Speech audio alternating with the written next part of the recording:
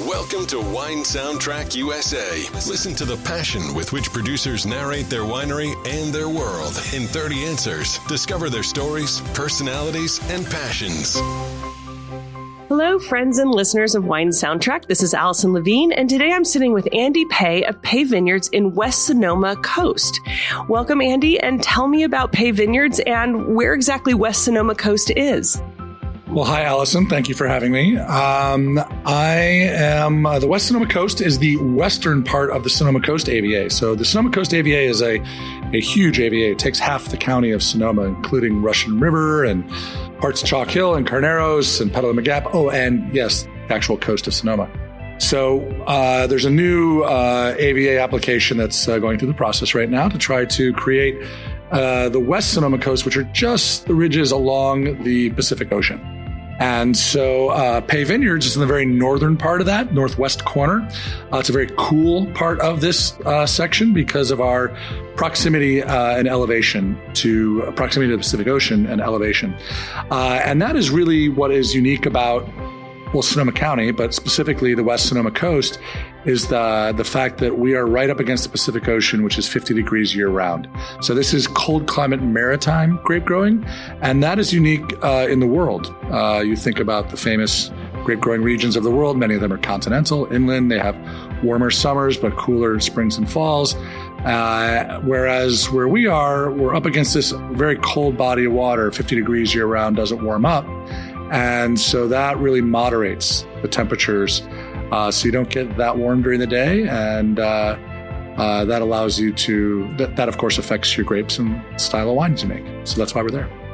And tell me a little bit about your vineyard. How large is it? And what do you have planted there? And when did you purchase it? Yeah, so my brother and I were from the grape growing region of Cleveland, Ohio.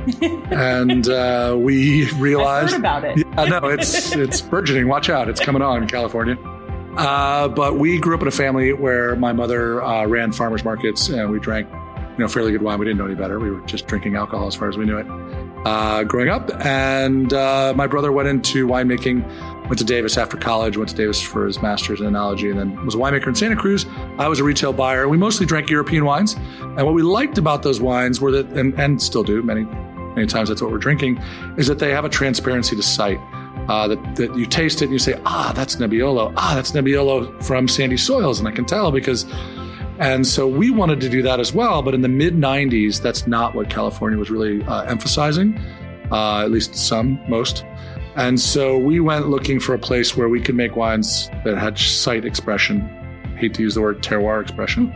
And so we went looking all over the West Coast, including Oregon and down to Santa Rita Hills and everything. It wasn't Santa Rita Hills then, but now.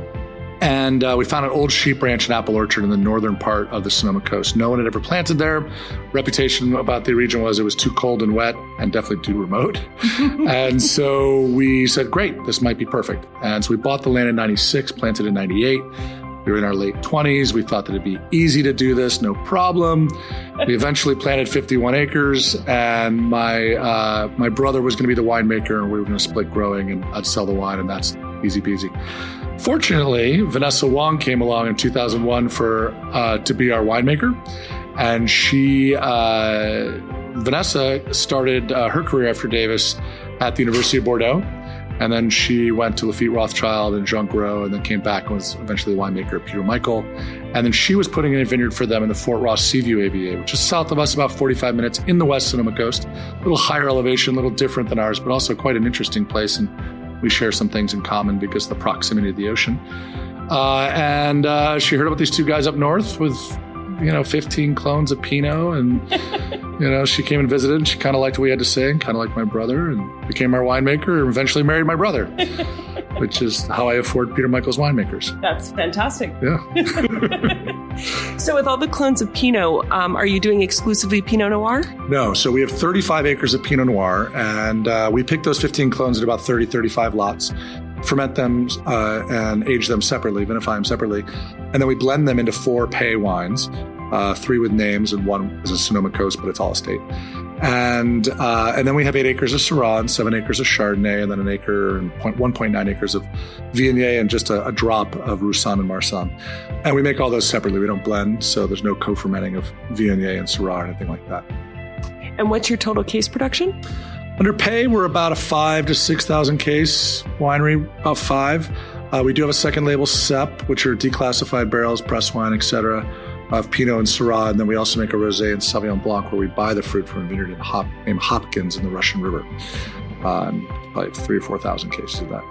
And where can we find your wines? What markets are they in? Everywhere. Of course. We focus predominantly on premise, so in your restaurants, and we, with our price point and our profile, usually your finer dining restaurants, as well as some retail, a couple retails in each town that we're in. But as far as locations, California, New York, pretty much the major metropolitan areas. So Chicago, parts of Illinois, Detroit, Ohio, Georgia, North Carolina, South Carolina, Florida, D.C., Boston, likely suspects. Yeah, when you ask the vineyard owner who happens to be the sales guy, he can rattle off every state. Well, all of a sudden I started thinking about where am I going this year? I'm like, okay, and so I'm going North Carolina next week, and I'll be in D.C. in a couple. Yeah, So you said you grew up in Cleveland, Ohio, and that your mom ran farmers markets. What is your first memory relevant to wine? So my first memory relevant to wine was, my dad was more focused on price than he was on a connoisseurship. So he had a deal with a wholesaler in Cleveland, and he could get like half pallets of Monte Antico for nothing. And so I remember seeing Monte Antico on the table all the time. And then so that was really my memory of the first wines. And I would drink them and I'd be like, boy, that's rather acidic. I was probably like 16 or 17. And not realizing that Sangiovese can have that profile. And then one time, my mom, who focuses a little bit more on quality, she pulled out a couple names that I won't drop, but nice names. And we drank those, and I was like, whoa, this is different. And so we drank a bunch of old Barolos and old Burgundies, and they were delicious. And so that wasn't really when I decided to go into wine, but that's when I was like, oh, okay. This is something I can do. Yeah, this is interesting. So what would you say the most or first memorable wine you had was? Yeah. And when was that? So my brother was courting me. Unbeknownst to me, he realized that he needed somebody who could actually sell wine and talk about wine, and also had a finance background. And so he took me to a restaurant, and we had an old bottle of Château Beaucastel. And we had it with a rack of lamb. And I was like, wow, the lamb tastes better. And wow, the wine tastes better. And wow, I get it. And that started it all for me. And that's when he started saying, well, maybe you don't want to be a chef. Because by that time I thought I was going to be a chef. And he said, maybe you want to check out wine. And then I went and worked for a retailer and was drinking 100 wines a week. And my head exploded. And I said, wow, wines from different regions taste different based on vintage, taste based on where they're made, and winemaker philosophies. And said, yeah, I want to do my own thing. Let's do that. So traveling the world, abroad and here, who do you think drinks the best in terms of quality? You mean as far as when you go to another country and you see what's available to them, who has the best quality? Yeah, it could be what they have access to, not necessarily what they're producing, but maybe what they have access to. Absolutely the United States. Unquestionably, you go to London, there are places where you can drink extremely well, but it's a fairly narrow lens, although that's broadening. I'd say probably they're the best of Europe as far as the breadth of wines they have. I love to go to wine country in France and Austria and Italy, where you pretty much only drink the wines from specifically that town you're in or that region. I mean, forget trying to drink, Bordeaux if you're in Burgundy or Rhone wines if you're in Italy. Switzerland's not so bad. They tend to, play outside the box a little bit more. But we just have a huge array. And oftentimes, because of all the wealth production that happened in the 80s and 90s and 2000s here, a lot of the greatest wines from around the world came here. I haven't spent a lot of time in Japan, so I can't really speak for that. But we do get to see the best of what's made out there in the world. I'm sure there are wines that never leave the shores. People tell me that Australia makes amazing Syrah that's cold climate, and I'm very interested in cold climate Syrah. I don't see a lot of it. I think it mostly stays there. Yeah. And so I'm going to have to go to Australia to drink it. You're going to have to go there. So if we were to come to your house, what wines would we find in your cellar? So you wouldn't be able to get to the wines because I have a bad buying problem. And I have lots and lots of wines, and I have racks full of wines, and I have boxes full of wines in front of them. So it's the trials and tribulations of living in wine. Yeah. And, I have no idea exactly what is down there. I mean, I do kind of, because it's all kind of organized, except for what's in boxes. But mostly what I like to drink, Northern Rhone. I like cold climate Syrah. I like white Burgundy. I like Champagne. I love Nebbiolo. I like Sicilian wines. I like some domestic wines, mostly California. I'm not as big into Oregon, although I'm open-minded to Oregon. I just haven't dropped on those yet. I like good wine from anywhere. I think people who are trying to make wine that is honestly expressing their sight interests me more than technique. So you won't find a lot of wines that are wines of technique. Not to say that I don't have wines that are probably 100% whole cluster or 100% new oak or whatever in my cellar, but I tend to try to find wines that are more transparent. Do you think there's a such thing as a perfect variety? No. I mean, this is kind of like a backwards way to get into, is there, what would be your desert island wine? Oh, we have that question later. You have that later? No, I don't think there is a perfect variety, because I'm eating something different. And I very much drink wine while eating. Not that I won't have wine as an aperitif, but I always have a glass of wine with dinner. And, I can't think of a wine that's going to be that versatile. Some people say champagne. I still say no. Because what I really want with, a rack of lamb it's not champagne. What is your opinion on wine critics and scores? So, when I was a retailer in the 90s, Spectator sold a lot of wine, and it sold a lot of wine for people in general, definitely in retail. So, as far as selling wine direct or whatever channels. But when I started my own thing, I realized that we were kind of going against the grain for what was popular at the time. We were looking to make wines of more restraint, not bombastic wines, not powerful wines, not wines that would probably do really well in a lineup of 50 wines. And is this going to stick out? So we decided not to give the wine to critics. And so we have never given wine to critics until maybe 2007 or so, 6 or 7 vintages in. Stephen Tanzer started reviewing, and we asked him to come out and visit and understand our philosophy and meet with us, that we just don't want to send him wines, and they were willing to do it. And they got to understand what we were all about. And so we've always been reviewed by them. And of course, when they sold to Venice, now Galoni as well, Antonio has been out. He's visited the vineyard. He's met us. I don't think it influences feelings about us anyway, but I think it's really important to understand wine contextually. People who say that it's more honest to drink a wine, not without the context of what it is or who makes it or where it's from or what it's trying to be or anything like that. I think they're missing not only the way that wine will be enjoyed by the consumer who's reading their review, because they're not going to drink it that way, but you're missing a lot of information, which we have these senses, and you should be using all of your senses with wine. It's the conversation, it's the smell, it's the information in your brain about what's going on, and I think that's important. And when you taste all those wines all together, you're also tasting the wine after you had the last wine. And that context is probably way more important than the information that you're not allowing into your brain by drinking it blind. You don't have any kind of common factors from one day to the next when you're tasting. So really not having context doesn't help you, because context really sets everything up, so that a Wednesday night is different than a Sunday morning, different than winter and summer. And if you know where something's from and you can stand there and understand the soil and the air, I think to what you're saying, context means everything to a critic. I think in addition to a critic who's tasting blind, if you, when you're tasting, let's say 40 Zinfandels side by side, you're going for hedonism because you don't know if that's typicity for, am I drinking, Zinfandel's a bad example because I don't know much about Zinfandel. But is this wine true expression of its region? Mm-hmm. Or is it a true expression of what this person's trying to do? No, you're saying hedonistically, like, do I like it? And I guess there's value in that as a critic, because if you agree with the critic and what they like, then if he gives it a high score or she gives it a high score, you're like, great, I'll do that.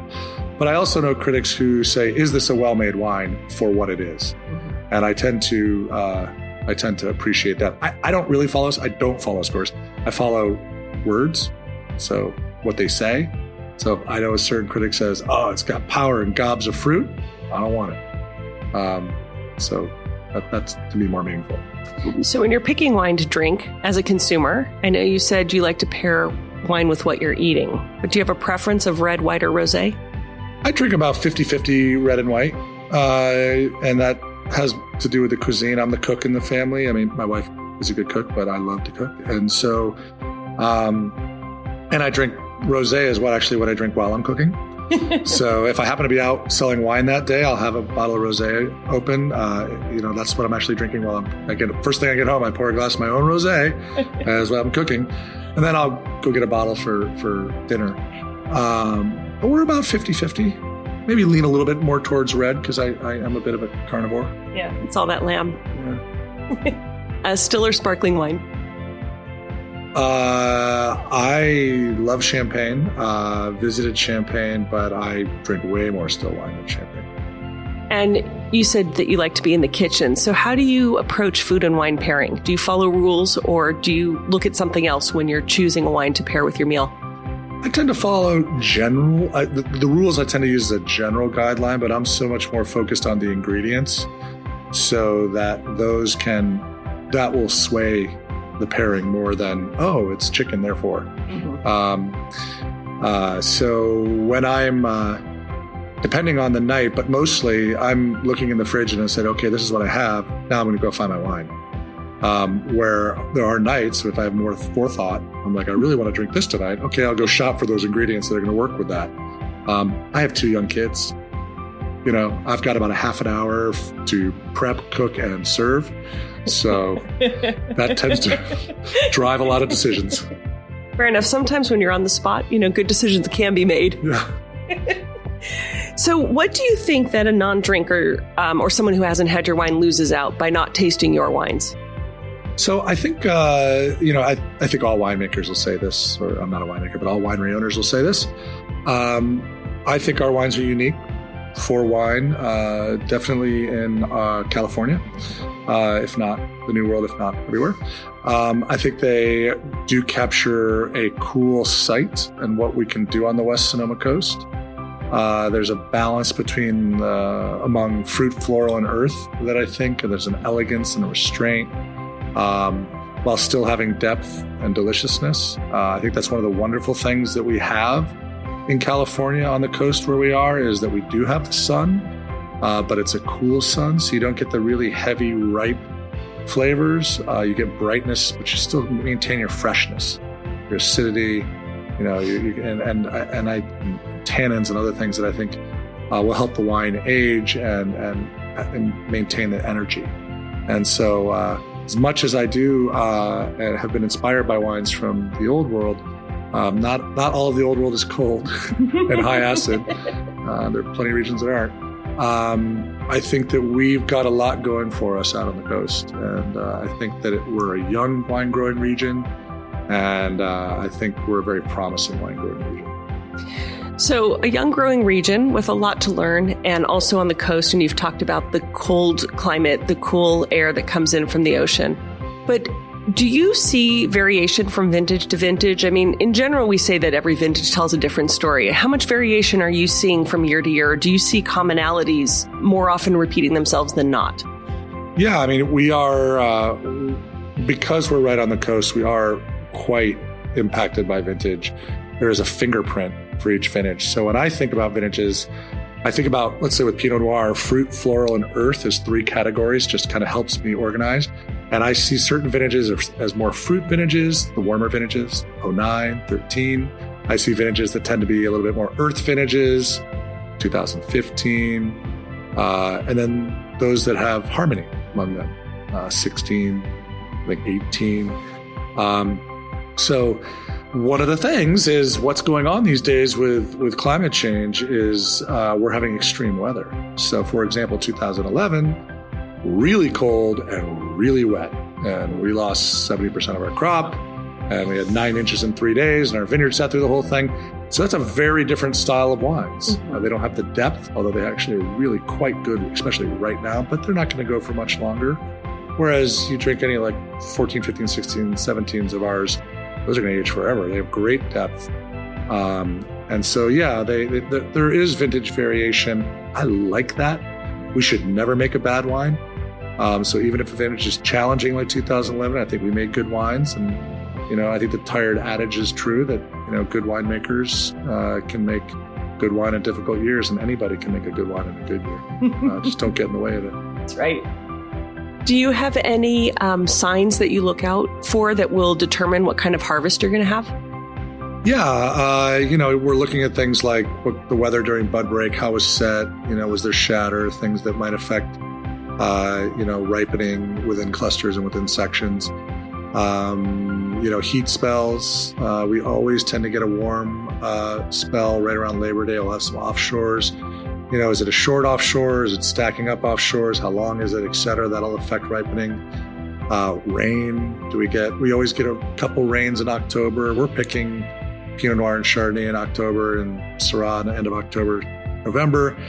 They can sit through a little bit of it, but too much of it, especially Pinot and Chardonnay, it becomes real tricky. Our Syrahs can handle a little bit more rain, but those things are all important. So it's a family business. I'm wondering if you guys have any traditions that you have at the start of harvest. So we have a tradition at the end of harvest. And so I worked the first 14 harvests with my brother in the vineyard, and I was pretty much his shadow. So got up at 5, picked, trucked, processed, cleaned, cooked dinner, went home. And it's a very long harvest for us because we grow all these different varieties. So, it can be up to 70 days or more. So our traditions tend to be during it, and then we have one at the end. So during it, I will go down the cellar and I'll just start brown bagging wines on the crush pad. Don't tell anybody. It's not alcoholic, I swear. And then at the end of harvest, the last lot gets pressed off. We drink champagne. And we usually try to drink something really good. As well as every night we have dinner, and we eat really well. And we always have 3, 4 or more bottles of wine in brown bags. And we usually try to pour wines that are signature wines from the region and the great producers. We like to drink those, as well as the interns who come and work for us. This is an opportunity for them to probably drink wines they haven't had before. And it's a good learning experience for everybody, and it's convivial, and that's part of the experience of being an intern. Sounds like a great tradition. I need to take some time off and come work harvest. Yeah, come on. So tell me, a lot of times, we hear about winemakers talking to their grapes or maybe talking to their wine in barrel. In all the years that you shadowed your brother, did you ever witness him talking to the grapes, or have you been caught doing that? Or back in the cellar, do you guys get friendly with your wine? We are most definitely not those type of people. Nick and Vanessa are scientists. We are not an interventionist winemakers as far as, we don't find and filter, add things or blah, blah, blah. But they are scientists. So no, they don't. There's no convening with the mother spirit or any of that kind of jazz. Fair enough. Yeah. Fair enough. So you were telling me a little bit about when you were little. Obviously, wine wasn't something you were pursuing and you wanted to be a chef. Was there anything else that you thought you were going to be when you were little? Oh, I don't know. I thought I was going to be a school teacher, but I hadn't quite formulated an idea. And so somebody walked into the computer lab at college and said, "What are you doing for corporate recruiting?" And I was like, "I have no idea what you're talking about." And so I showed up and I got a couple interviews at companies whose names I recognized, which were banks. And I got a job as a banker for 2 years. Knew immediately I didn't want to do that. After 2 years, I left and backpacked around Asia and didn't know what I was going to do. And so I came back, thought I'd work in policy, development policy. And then I was like, oh, I'll be a chef. And then wine hit me. And since then, I haven't been able to think about anything else. Not only because I love wine, but also because I own a vineyard and winery. I'm stuck. You're stuck. But it's also kind of great that you just ended up here. You just kind of found a path, or it found you. It makes sense in hindsight. Yes. Looking back, it's like, of course, I see the thread. Looking forward, So when you have free time, what do you do? I don't have free time. I have kids. Oh. Yeah, and a busy business.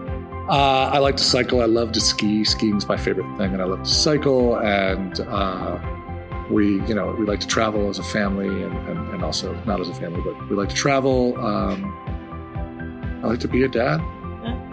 And when you get those kids to sleep and you get those rare, I'm assuming they're rare romantic evenings with your wife, what wines are you going to try to find in your cellar, or maybe just go get?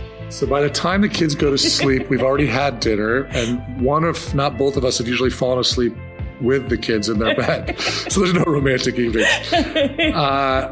We do, however, eat as a family together, and I feel like every night's an occasion. So we will drink.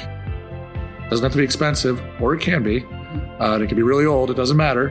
We drank 83 Chav 5 nights ago, and we were just having a burger because I don't see why not. Let's just have it.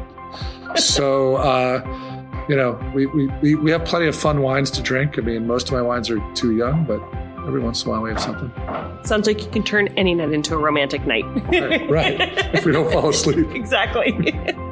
What would you say the best piece of advice is that you ever received?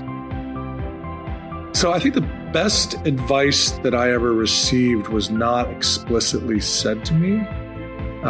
It was probably from my mother, who just had this, gave me, I think, a pretty good sense of self-confidence that I could do whatever I wanted to do, and that I was bright enough and could pursue anything and achieve it. And that made me not perhaps have the amount of fear that I should have had going into various things in my life. So starting a winery from scratch, going the most difficult way by buying land and building a vineyard and waiting for it, not buying fruit and all that kind of stuff, it's a very difficult way to get into this business. But Nick and I were always confident that we'd make great wine based on nothing. Like, it could have been the wrong site. The wines could not have been the style we wanted, but I just believed, and Nick believed. Both of us were like, of course this is going to work. Of course we're going to do it the way we want it. Of course it's going to make money. Of course people are going to like it, everything else. And so I really attribute that to my mom. And I think because she believed that for us. And so that was great. So if you could offer our listeners some advice, what would you tell them? I am asked almost daily by customers, how do I get into the wine business? And I would say you need to be really realistic. The wine business is extremely competitive. It is, you can't think of any other consumer product that you buy that you have these number of options when you go to the store.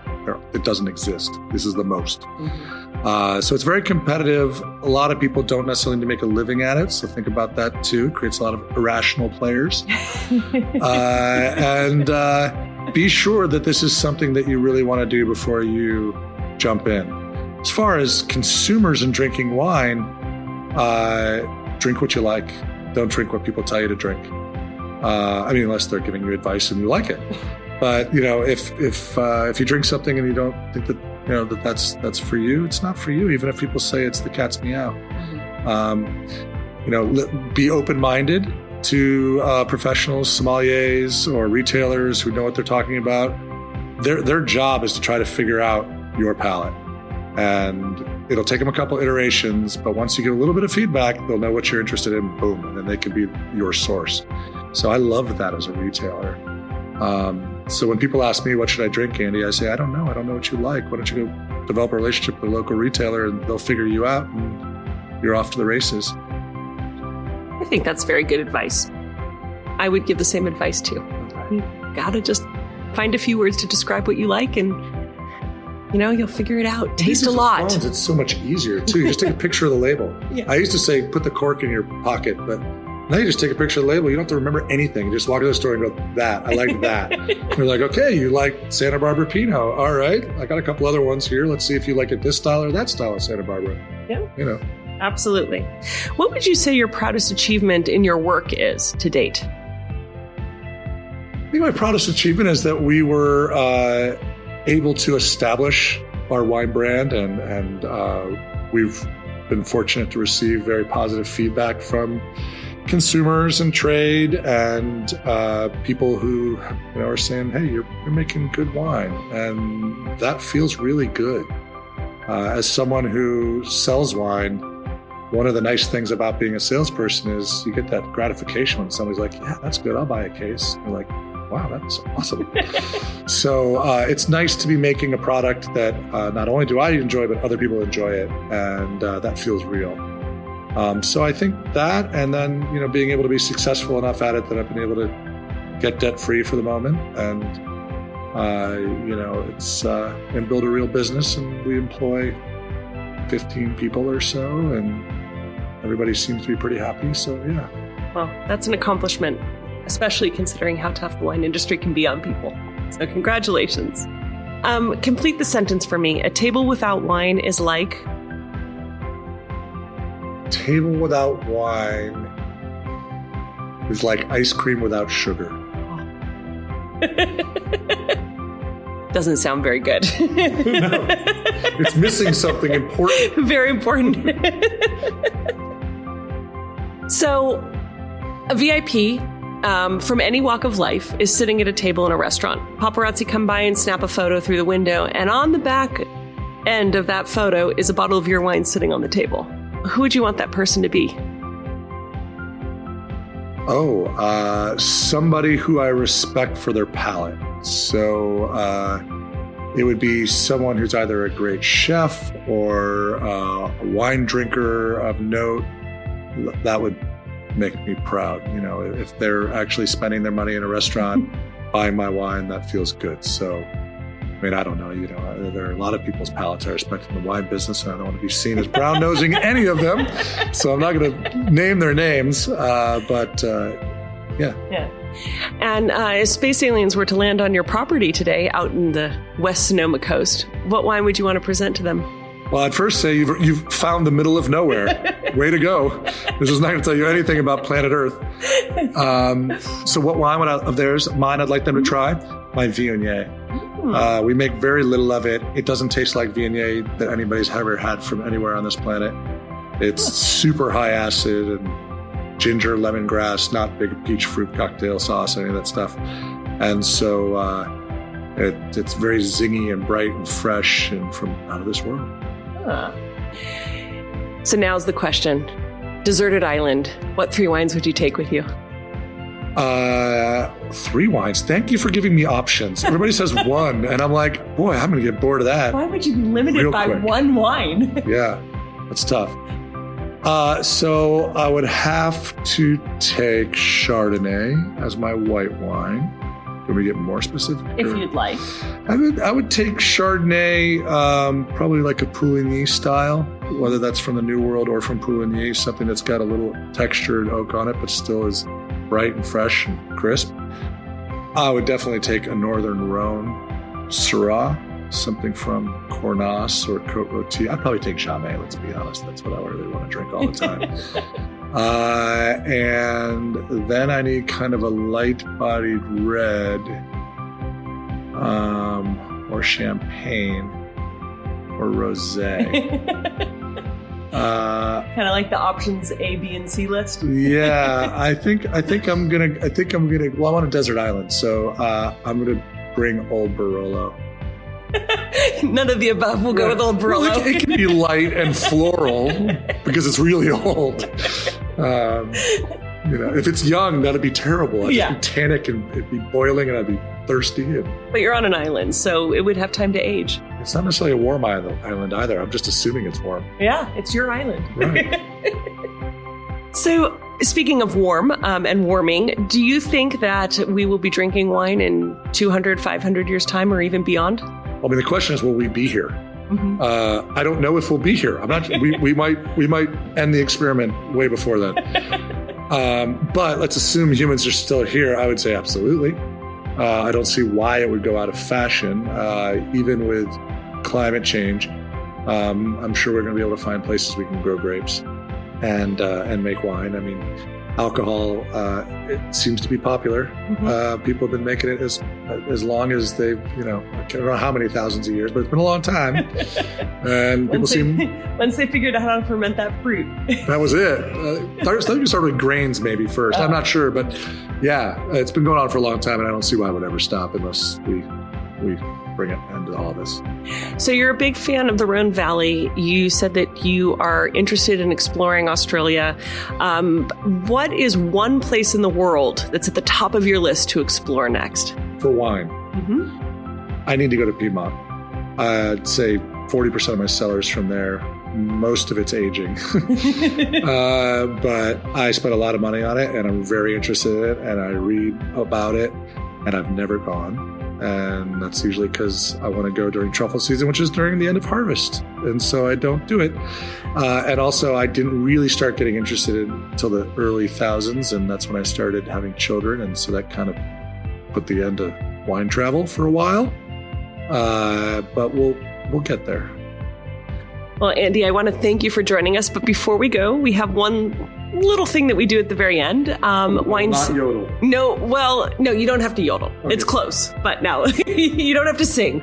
But speaking of music, Wine Soundtrack, it's about music and wine because there's such a correlation. Music is something that we like to listen to when we're drinking, or maybe it makes us think of a mood that we're in and how music puts us in moods. So just thinking about some of the wines that we spoke about today, tell me what you'd be listening to if you were drinking that wine right now. So let's start with that Cornas Syrah. So I really love old funk and soul. So I'd be listening to some funky old soul. Or I could even do something like a Meters, or, it's got a little bit different beat, faster beat to it. But yeah, I mean, something that's a little gritty, a little makes you snarl just a touch. And what about that really special Viognier you're growing out on your vineyard? Yeah, so that would have to probably be classical music. It's higher acid, it's more tension, it's tighter. So I think either that or Bohemian Rhapsody, because that's got a little opera somewhere in there. Yeah. And a West Sonoma Coast Pinot Noir? West Sonoma Coast Pinot Noir. Probably classic 70s, something like America or Crosby, Stills and Nash, or something that you're kind of peering off in the distance. If you look at our website, you'll see a photo of the vineyard. It's really pretty, and it's up on a hilltop, and you get these faraway eyes when you sit there. And so that's what I'm thinking as I'm sitting there swirling a glass of Pinot, looking off in the distance, and there's something that's making me feel like everything is right, and it's calm and it's mellow.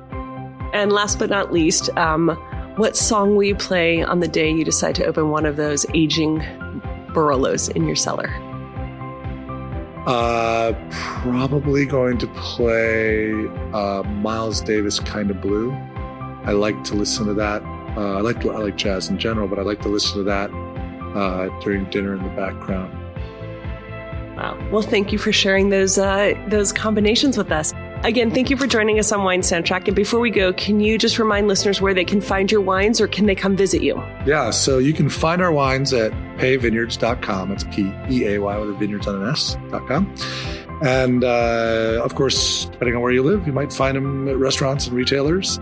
And we are open for visits by people who are mailing list customers. So if you're a customer, you email us, we'll set up an appointment, and we don't have staff. So you're going to meet with one of us, and we do it at the vineyard or the winery, and it's a pretty special visit, we think. If someone can find the vineyard. Right. Well, a very long email with directions. It's usually like the mailbox is here, the big tree, take a right. Well, to our listeners, if they ever make it out there, I hope they find you.